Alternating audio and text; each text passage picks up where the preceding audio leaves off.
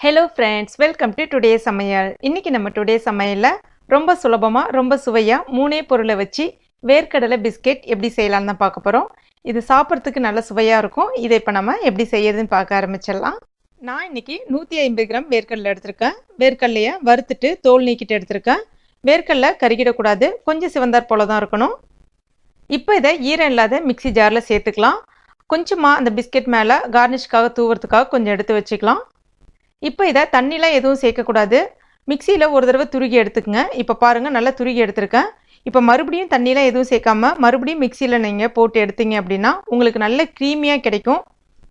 Just ஒரு நிமிஷம் போல் நீங்கள் மிக்சியில் நல்லா கிரைண்ட் பண்ணிங்கன்னா உங்களுக்கு இந்த மாதிரி பட்டர் போல் நல்ல க்ரீமியாக கிடைக்க ஆரம்பிச்சிரும். இப்போ இதை நம்ம ஒரு மிக்சிங் பவுலில் சேர்த்துக்கலாம்.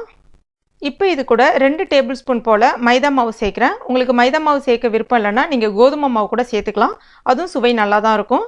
அதுக்கு அடுத்ததான் ஒரு 3 டேபிள் ஸ்பூன் போல் சர்க்கரை மிக்சியில் பொடி பண்ணி அந்த சர்க்கரை பவுடராக சேர்த்துக்கிறேன்.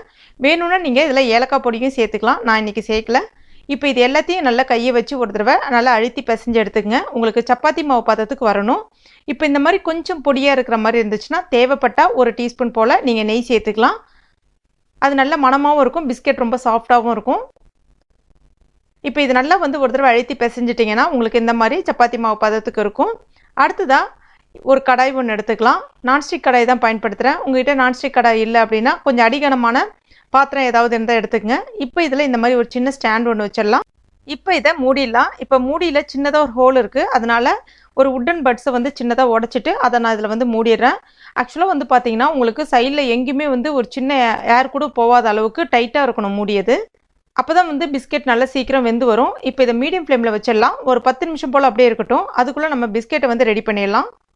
இன்றைக்கி பார்த்தீங்கன்னா இந்த கடாய்க்குள்ளே இந்த பிளேட்டு தான் போகிற அளவுக்கு என்கிட்ட இருந்துச்சு.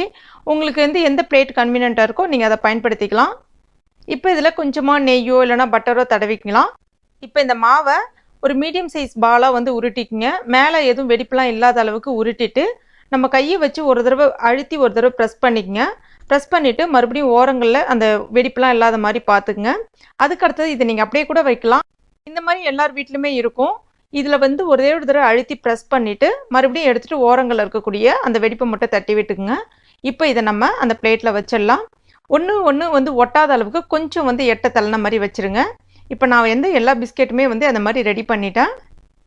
இப்போ நம்ம வேர்க்கடலை கொஞ்சம் எடுத்து வச்சுருந்தோம் இல்லையா, அந்த வேர்க்கடலையை உரலில் ஒரு தடவை தட்டிட்டு கொஞ்சம் பொடிசாக எடுத்து வச்சுருக்கேன். இப்போ அந்த வேர்க்கடலையை மேலே கொஞ்சமாக தூவி விட்டு ஒரு தடவை ப்ரெஸ் பண்ணி விட்டுக்கலாம்.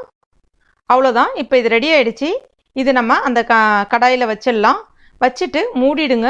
ஸ்டவ் மீடியம் ஃப்ளேமில் வச்சுருங்க. சரியாக உங்களுக்கு 20லேருந்து 25 நிமிஷத்தில் வெந்து வந்துடும். வெயிட் பண்ணுவோம். இப்போ ஒரு 25 நிமிஷம் சரியாக ஆயிருக்கு. இப்போ நம்ம இதை திறந்து பார்த்துடலாம். இப்போ பாருங்கள், பிஸ்கெட் நல்ல நிறம் மாறி நல்லா கோல்டன் ப்ரௌனாக நல்லா சூப்பராக நல்லா வெந்து வந்திருக்கு. இப்போ உடனே எடுத்திங்கன்னா உங்களுக்கு நமுத்து போன மாதிரி தான் இருக்கும். இதை நம்ம நல்லா ஆற வைக்கணும்.